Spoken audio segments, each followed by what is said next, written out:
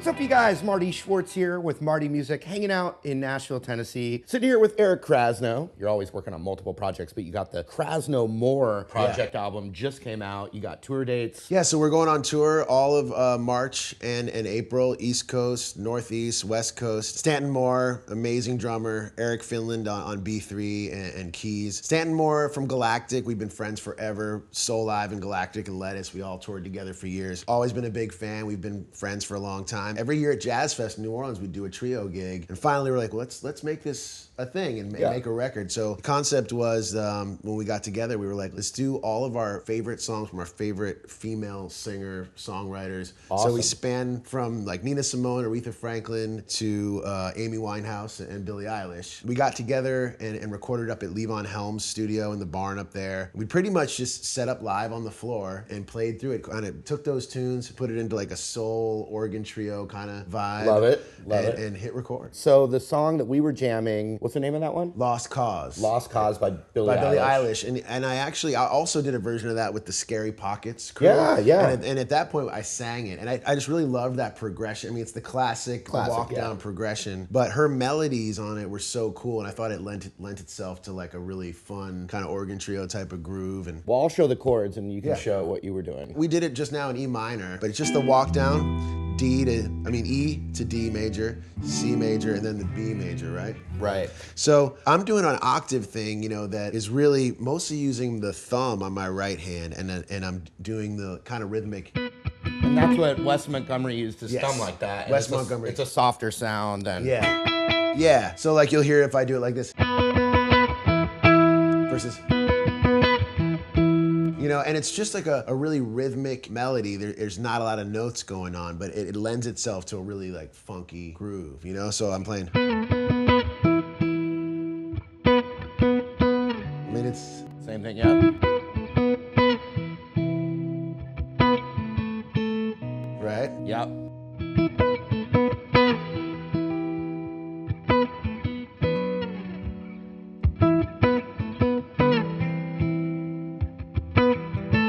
And then here's where it changes up.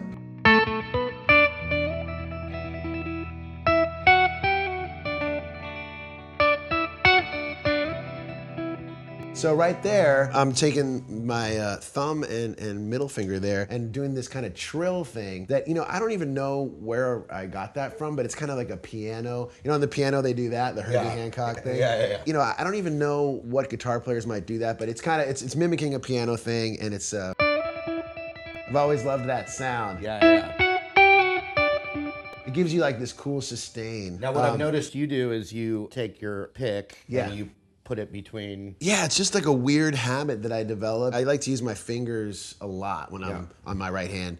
But I like to have the pick for when I'm like, if we look back at the video, I'm probably switching to the pick when I'm solo. Because then I have a little bit more faster, more dexterity. I've always loved doing that. And Billie Eilish has such an interesting voice and such cool vibrato. And that was such an interesting challenge to doing this record, was to try to emulate singers. And that's kind of like what I've always done on guitar, is try to emulate the human voice, especially like soul singers, gospel singers. So that kind of doing some of those trills is just really trying to mimic like the vibrato of a voice. Nice. Yeah. I do the tuck under my index finger. Oh, interesting. So that, and once again, it's not like I was taking a guitar lesson. It's like, oh, well, slip it right there. No, it's all just evolved. What happens. It just evolves with, I want a softer sound. So. After kind of discovering that I do that, I realized it's also that then I can use all the fingers. And then I do a lot with the thumb, the...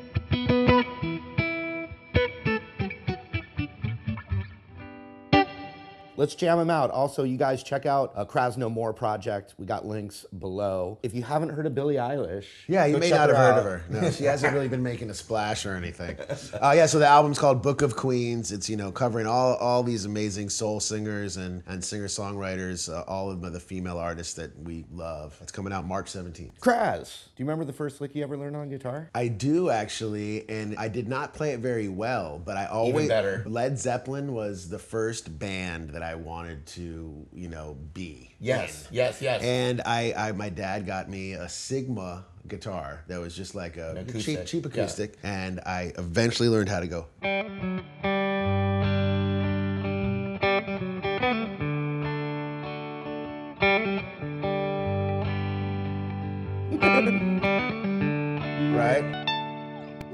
Nice. I wasn't quite doing that right away. Nor but, was I. But it was probably more like...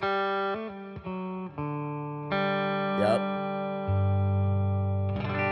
Love it. You know, something like that. And I'll add to that I made this discovery. That's a great chord to learn, is moving the D up. Yeah.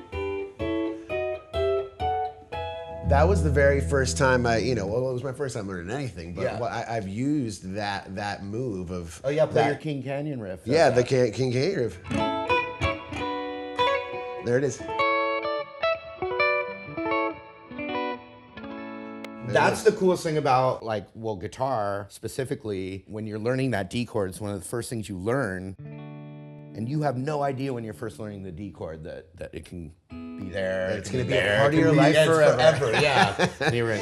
Well, I was talking about that last night with Susan Tedeschi. Yeah. She was asking me if I played it because she was talking about the James Taylor voicing. Yeah.